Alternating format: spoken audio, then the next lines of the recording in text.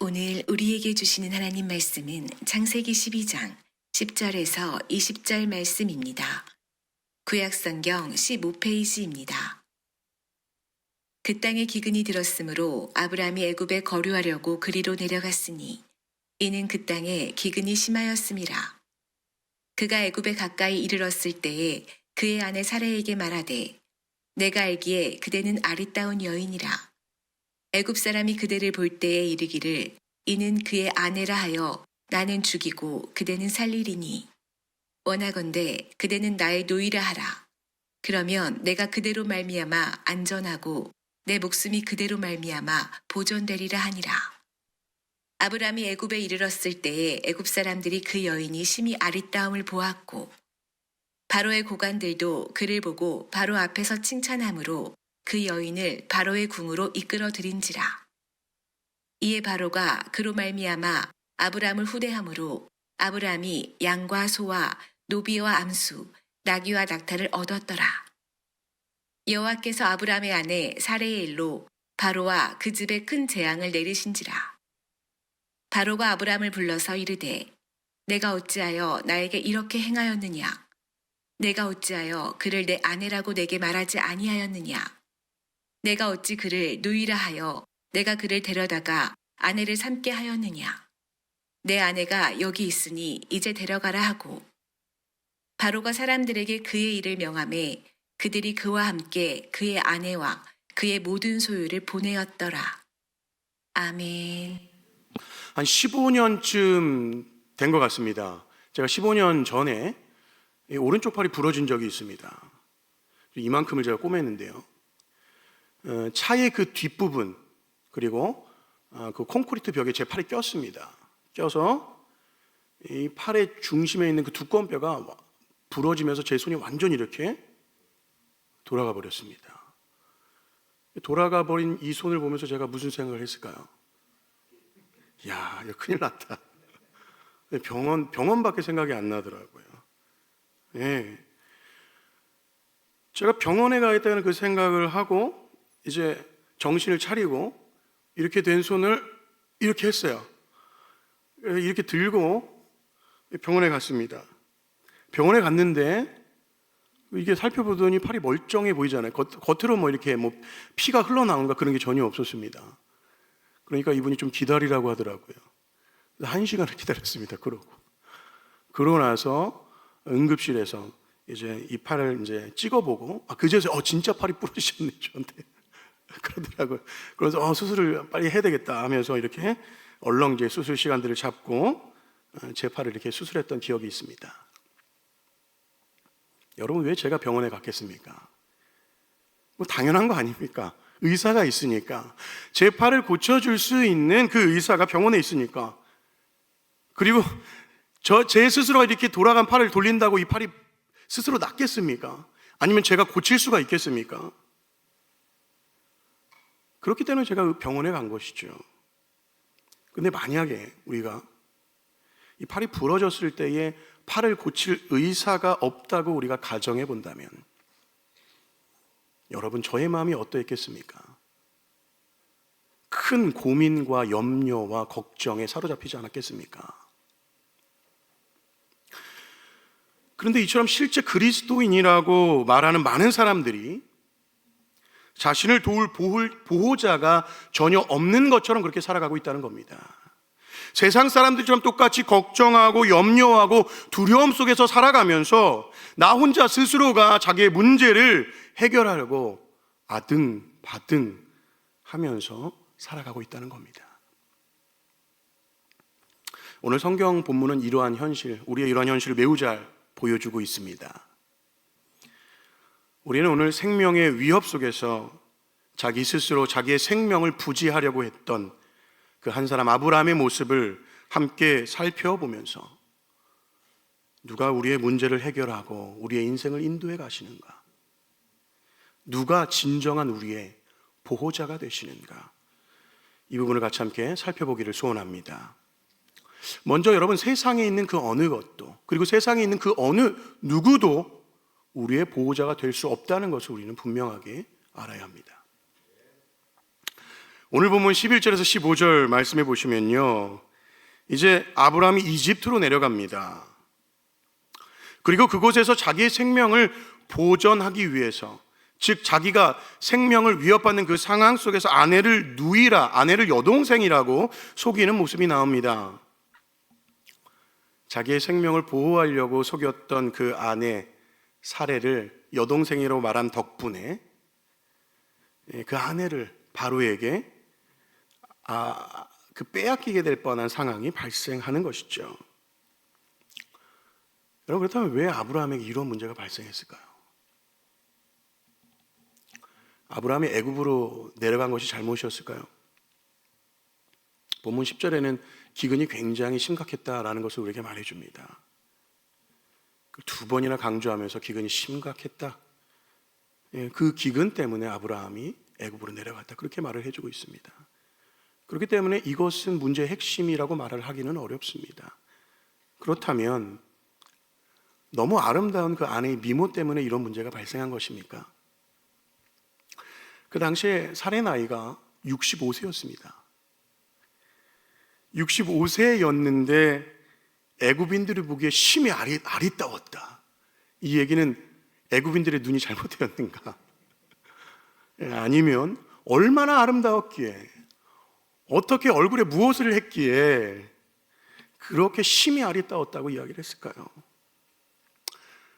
어쨌든 너무너무 아름다운 거죠. 그럼 그 아름다운 아내 때문에 이런 문제가 발생했다면 우리는 아름다운 아내를 얻어서는 안 된다 라는 이상한 결론에 우리가 이르게 되는 것이죠.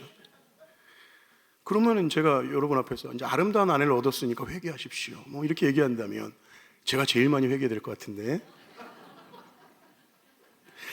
사실 여러분, 이것도 우리에게 직접적인 원인은 될 수가 없습니다. 그렇다면 아브라함의 근본적인 문제는 무엇입니까? 우리 13절 말씀 함께 읽어봅시다. 13절 한번 보여주시겠습니까? 13절 한번 읽겠습니다. 제가 읽겠습니다. 원하건대, 시작. 원하건대 그대는 나의 누이라 하라. 그러면 내가 그대로 말미암아 안전하고 내 목숨이 그대로 말미암아 보존되리라 하니라. 지금 아브라함은 자기의 안전과 자기의 생명이 누구에게 있다고 말을 하고 있습니까? 바로 아내에게 달려있다, 이렇게 말하는 겁니다. 당신이 나를 안전하고 그리고 당신이 나의 생명을 보호할 수 있습니다, 이렇게 말하고 있는 것이죠. 즉 아브라함은요, 자기의 생명의 주권이 하나님께 있다라는 것을 믿지 않았다라는 겁니다. 창세기 12장 3절에서 하나님은 아브라함과 언약을 맺으십니다. 너를 축복하는 자에게 내가 복을 내리고 너를 저주하는 자에게 내가 저주하겠다. 여러분, 이 약속의 말씀은요, 내가 너랑 함께 있겠다는 겁니다. 내가 너와 함께 있어서 너를 보호하겠다는 겁니다. 즉 임마누엘, 하나님이 우리와 함께 하시겠다는 그 약속을 아브라함에게 행하여 주신 것입니다. 그런데 그럼에도 불구하고 아브라함은 지금 그 약속을 잊어버리고 하나님이 자기와 함께 하신다는 그 사실을 깨닫지 못하고 믿지 않고 있는 모습인 겁니다. 여러분, 우리도 이와 같이 우리의 인생을 집착하면서 아등바등하며 살고 있지는 않습니까? 성경은 항상 우리 삶의 구체적인 모습들을 다루고 있습니다. 오늘 말씀은요, 머나먼 옛날 이야기를 하는 것이 아닙니다.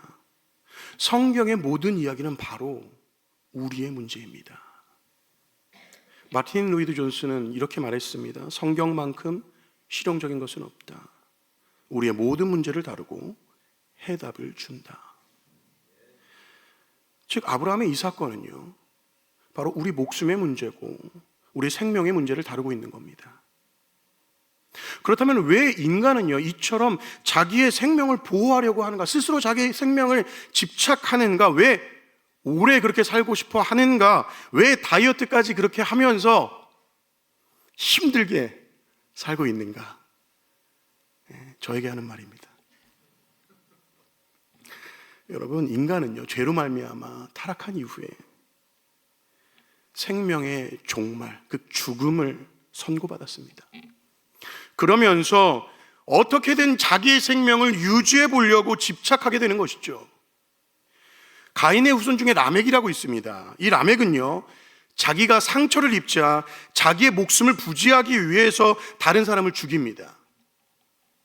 그리고 그의 아들 두발 가인은요, 철로 무기를 만듭니다. 그래서 그 무기로 자기의 생명을 보호하려고 합니다. 그러나 어떠한 방법으로도, 인간의 어떠한 방법으로도 자신의 생명을 유지할 수 없는 것이죠. 그렇기 때문에 사람들은 이 자신의 처지, 죽을 수밖에 없는 이 처지를 어떻게든 잊기 위해서 다른 것들을 막 해봅니다. 자기 힘으로 막 애써봐요. 죽음이라는 이 형벌을 극복하려고 뭔가 세상 가운데 위대한 것도 만들어 보려고 하고 더 많이 누려보려고 막 애를 쓰는 것이죠. 그런데 우리의 죄에 대한 하나님의 진노, 우리의 죄에 대한 하나님의 진노가 풀어지기 전에는 우리의 어떤 노력도 우리에게 풍성한 생명이나 참된 생명을 줄 수 없다는 것을 기억해야 합니다. 여러분, 이러한 인간의 노력의 정점은 창세기 11장에 보면 바벨탑 사건이 나옵니다. 그곳에서 인간의 노력의 절정을 우리가 보게 됐죠. 바로 자신들이 애를 써서 신적인 존재가 되자 하는 것이 바벨탑 사건입니다.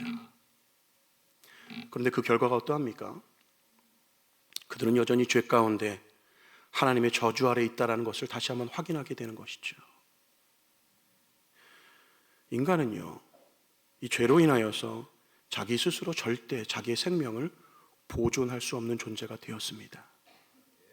인간 스스로 노력한다고 생명을 보호할 수 있는 것이 아니라는 겁니다. 하나님 나라의 첫 번째 주제였던 이 아브라함도요, 이런 세상 사람들과 비슷한 모습을 보이고 있습니다.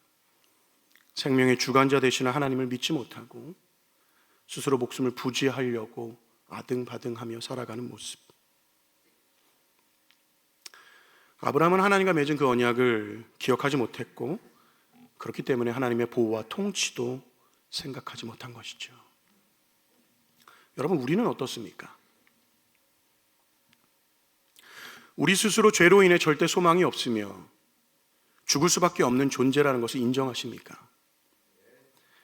그렇게 하나님만이 우리의 생명의 주관자요, 공급자요, 하나님만이 우리를 보호하시고 인도하실 수 있다는 것을 믿으십니까? 구체적 우리의 삶에 한번 들어가 봅시다. 우리는 무엇을 붙잡고 있습니까? 돈 100만 원 없어질 상황은 매우 심각한 상황이고, 우리가 교회 안에서 서로를 위해 기도하지 못하거나 사랑하지 못하는 것은 큰 문제가 되지 않고, 하나님께 드리는 10,000원은 아까운데 나를 위해 쓰는 커피나 영화를 보는 데 쓰는 돈 아깝지 않고, 우리는 직장을 결정하거나 직장 안에서 어떠한 기준을 갖고 혹은 우리의 일터에서 어떠한 기준으로 삶을 살아가고 계십니까? 정말 생명의 주관자가 하나님이라는 것을 인정하고 그분의 인도하심을 따라 순종함으로 우리의 삶을 살아가고 있습니까? 아니면 우리의 월급, 때로는 우리의 높이, 우리의 명예, 혹은 더 나은 복지, 그것을 재보며 그것을 추구하며 살아가고 있습니까?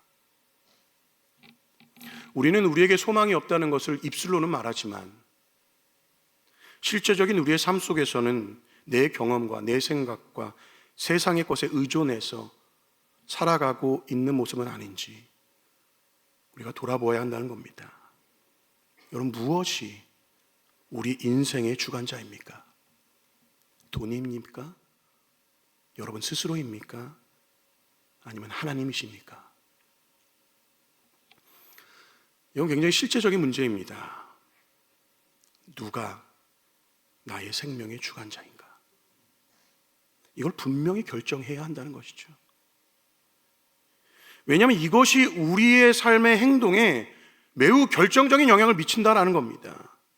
내 스스로 내 삶을 붙잡고 아등바등하며 겨우겨우 살아가는 인생이 되지 않기를 축복합니다. 우리의 생명의 주관자, 우리의 인생의 주관자, 우리의 모든 것의 주관자 되신 그 하나님을 바로 알고 바로 믿어서 그분 안에서 풍성한 삶을 누릴 수 있기를 우리 주님의 이름으로 축복합니다. 그렇기 때문에 여러분, 오직 하나님만이, 오직 하나님만이 우리 인생의 진정한 보호자 되시는 줄 믿습니다. 여러분 17절에 보면요, 아브라함의 아내가, 그 사레가 바로의 왕궁으로 들어갑니다. 근데 이 일로 인하여서요, 여호와께서는 바로에게 큰 재앙을 내리십니다. 이러한 상황에서 왜 하나님은 바로를 치십니까? 오늘 본문에서 가장 억울한 사람은 바로 바로 왕이 아닐까 싶습니다. 바로 왕이 뭘 잘못했습니까? 도덕적으로 윤리적으로 보십시오. 그러면 이런 질문을 안 할 수가 없어요. 그러나 본문은요, 이것에 대해서 전혀 강조점이 없습니다. 여러분, 하나님의 초점은요, 세상의 도덕적 윤리적 관점이 아니고요, 하나님의 관점은 하나님 나라에 있습니다. 즉 하나님께서는요, 이 하나님의 나라를 세워가는 그것에 관심이 있으시다는 겁니다. 하나님의 입장에서 볼 때 여기서 진짜 위기는요, 하나님 나라의 씨를 이어갈 사례, 그 아내의 사례가 지금 빼앗길 상황이 있다는 겁니다. 그렇기 때문에 하나님의 입장에서 이 바로는요, 하나님의 나라를 막는 장애물이 되는 겁니다. 그렇기 때문에 하나님께서 바로에게 그러한 재앙을 내리신 것이죠. 하나님의 나라를 아브라함을 통하여서 이루어 가겠다고 약속하신 그 하나님께서 그 언약을 신실하게 지키시는 그 하나님의 그 열심이 아브라함을 어려움 속에서 구해내고 사례를 그 제자리로 돌려놓게 하신 것입니다. 이러한 일이 있은 후에 아브라함은요, 바로에게 불려갑니다. 그 당시 이집트 왕에게 불려간다, 이거는요 둘 중 하나입니다. 죽거나 복을 받거나. 근데 아브라함은 어때요 지금? 죽을 짓을 했죠, 그렇죠? 왕에게 거짓말을 하고, 왕은 그로 인해서 큰 재앙을 당할 뻔하고. 근데 바로는요, 그런 그를 불러내놓고 화만 낼 뿐 어떻게 하지를 못합니다. 한 제국의 왕인 바로가 그냥 일개 족장에 불과한 아브라함에게 한다는 말이, 어찌하여 네가 이렇게 했느냐, 이 말밖에 못하는 거예요. 왜 그렇습니까? 그 전날 밤에 하나님께서 그에게 재앙을 내리시는 것을 경험했기 때문이죠. 아브라함은요, 이러한 상황 속에서 또 이런 일을 겪으면서 자신이 얼마나 무능하고 자기 얼마나 연약한 존재인가를 아마 깨달았을 겁니다.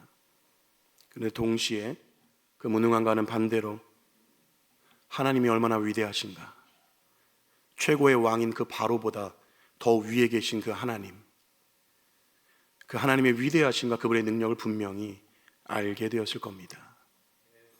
그리고 임마누엘 하시는 하나님, 우리와 늘 함께 하시는 그 하나님, 그리고 그 하나님께서 그 아브라함의 삶에 세세하게 간섭하시고 이끌어 가시는 것을 분명히 두 눈으로 보았을 겁니다. 여러분, 우리가 오늘 말씀을 통해 보는 하나님은 어떠한 하나님이십니까? 하나님은 그분의 약속을 신실하게 지키십니다. 또한 약속의 백성을 신실하게 보호하시는 분이십니다. 그리고 그 신실하신 하나님은요, 아브라함을 통하여서 시작했던 그 하나님 나라, 그 하나님의 나라를요, 아브라함에게서 끝난 게 아닙니다. 아브라함부터 시작하셔서 구약 전체를 통하여서 그것을 점진적으로 계속하여 성취하여 가십니다. 그리고 그분의 아들 예수 그리스도를 통하여서, 그분의 아들 예수를 통하여서 이 땅에 그 하나님의 나라를 회복하셨습니다. 우리 주 예수 그리스도의 그분의 죽음과 그분의 부활, 그것을 통하여서 우리의 죄의 문제, 우리의 사탄의 노예로 살았던 우리의 그런 노예적 삶으로부터 우리를 해방하여 주시고 우리에게 영원한 생명을 주셨다는 것입니다. 여러분, 아브라함은요, 자신에게 주신 아내를 팔았습니다. 그래서 자기 생명을 부지하려고 했어요. 근데 우리 주 예수님은 어떠합니까? 자신에게 주신 자들을 하나도 잃어버리지 않으셨습니다. 그리고 우리에게 죽음이 없는 영원한 생명을 우리에게 허락하여 주셨습니다. 요한복음 10장 28절 말씀 우리 함께 읽었으면 좋겠습니다. 요한복음 10장 28절 말씀입니다. 함께 읽겠습니다. 시작. 내가 그들에게 영생을 주노니 영원히 멸망하지 아니할 터이요 또 그들을 내 손에서 빼앗을 자가 없느니라. 아멘. 아멘. 우리 주 예수 그리스도 그분께서 우리의 모든 것을 회복하여 주셨습니다. 그리고 하나님께서는요, 예수 그리스도를 통하여서 회복하신 그 하나님의 나라를 우리에게 누리게 하시는 겁니다. 그 하나님 나라의 현재적인 모습이 어디입니까? 바로 교회이죠. 교회입니다. 우리는 이 교회로서 또 이 교회 안에서 하나님의 나라를 누리는 자들이 되었음을 믿을 수 있기를 축복합니다. 여러분, 우리 같은 사람이요, 우리는 한 번도 주님한테 신실한 적이 없잖아요. 신실한 적이 없는 이렇게 연약한 우리가 어떻게 하나님의 나라를 누릴 수 있게 되었습니까? 여러분, 우리가 무엇을 했기에 하나님의 나라를 누릴 수 있습니까? 하나님이 베풀어 주신 이 놀라운 은혜는요, 우리 어떠함과 상관이 없는 겁니다.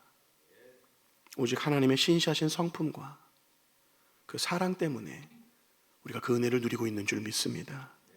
하나님은 태초부터 지금까지 우리가 맺은 그 언약을 신실하게 그리고 정확하게 그리고 분명하게 우리의 삶 가운데 지키시고 이루고 계시는 줄 믿습니다. 이것은 정말 크고 놀라운 은혜입니다. 가장 큰 은혜이죠. 여러분, 우리가 우리의 보호자가 하나님이시며 또 지금까지 그분이 신실하게 인도하셨고 또 우리로 교회가 되게 하셔서 그 놀라운 하나님의 나라의 은혜를 누리게 하신다라는 이 사실을요, 우리가 믿고 기억할 때에 우리의 삶은 어떠해야 하겠습니까? 신자로서의 합당한 반응은 무엇이겠습니까? 그 신실하신 하나님의 말씀을 우리가 붙들고 내 생각이나 내 계획이 아니라 변치 않은 하나님의 계획을 붙들고 우리가 그 주님께 순종하며 살아가는 삶이 바로 신자의 합당한 반응이 아니겠습니까? 여러분, 만유보다 크신 하나님, 온 세상보다 온 우주보다 크신 그 하나님께서 우리를 붙들고 우리를 돌보시는다는데 여러분, 무엇이 두렵겠습니까? 여러분, 무엇이 염려가 되고 걱정이 되겠습니까? 우리가 이 사실을 굳게 믿읍시다. 분명히 믿을 때에 그 믿음으로부터 행동이 나오는 겁니다. 이번 한 주 우리가 이 말씀을 깊이 묵상하면서 성령 하나님 이 말씀을 우리 가슴에 새겨 주옵소서. 오직 하나님만이 우리의 진정한 보호자 되신다는 것을 믿게 하여 주옵소서. 그래야 이 믿음 가지고 세상 속에서 충성스럽게 살게 하여 주옵소서. 이 기도가 저와 여러분의 기도가 되기를 축복합니다. 여러분, 제가 초대에 말씀드린 것처럼 제 팔은 15년 전에 부러졌습니다. 근데 이 부러진 팔을 지금 보시면 알겠지만 제가 이러고 다니지 않잖아요, 그죠? 지금 이러고 막 불안하게 다닙니까? 다 나았습니다. 다 나았습니다. 왜 다 나았을까요? 왜? 의사가 꿰매고 그리고 뼈를 붙여주고 한 그 의사가 있었기 때문에 제 팔이 온전해진 거죠. 제가 이런 얘기를 하고 있는 게 이상한 것이죠, 그죠? 당연한 것 아닙니까? 그것은요, 당연한 겁니다. 여러분, 우리의 삶에도요, 우리의 삶을 인도하실 분명한 보호자가 계십니다. 이것은 매우 당연한 사실이고 우리가 믿어야 될 사실이며 우리가 그것을 믿을 때에 우리의 삶의 모습은 반드시 달라지게 되어 있습니다. 더 이상 부러진 팔을 들고 염려하는 일들은 우리 인생 가운데 없다라는 이야기입니다. 하나님이 진정한 우리의 보호자 되십니다. 생명의 주관자 되신 그 하나님께서 죄로 죽을 수밖에 없는 우리에게 예수 그리스도를 통하여서 영원한 생명을 주셨습니다. 그리고 그분은 창세부터 지금까지 신실하게 우리를 지키시고 보호하시고 교회가 되게 하셔서 그 나라를 누리게 하시는 분이신 줄 믿습니다. 그리고 그 하나님은 앞으로도 영원히 우리와 항상 함께 계실 줄 믿습니다. 우리가 이 사실 분명히 믿고 이번 한 주 세상 가운데 담대하게 살아가시는 저와 여러분 되기를 우리 주님의 이름으로 축복합니다.